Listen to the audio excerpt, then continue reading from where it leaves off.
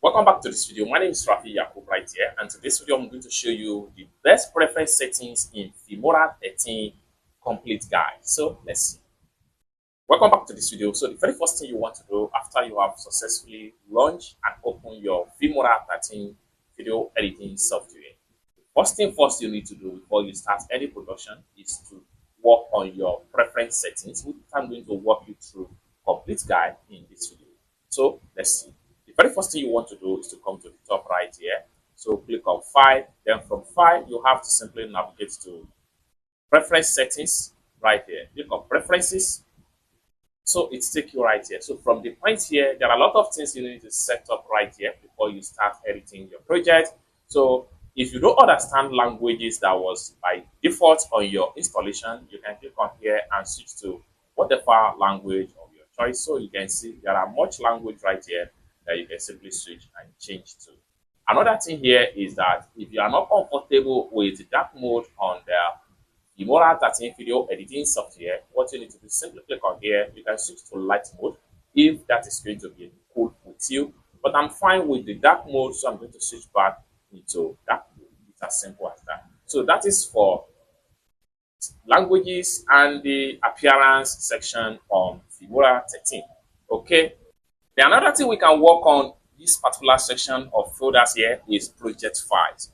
Right here, you can simply click on browse, and this is where you save your export projects into.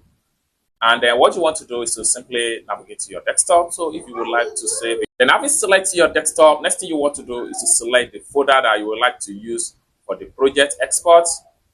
Then another thing you can do under this folder right here is that you can simply come down below right here, and then you can change your backup. So either you want it by every 5 seconds or 1 second or 10 seconds. I think 5 seconds is still very much okay. And then that is that for this particular section.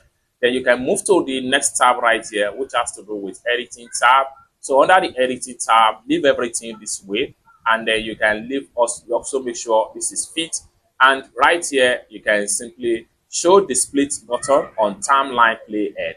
This allows you to see the split button instead of you going around on the tools and look for where to cut and how to use the tools to trim your project. So this is nice.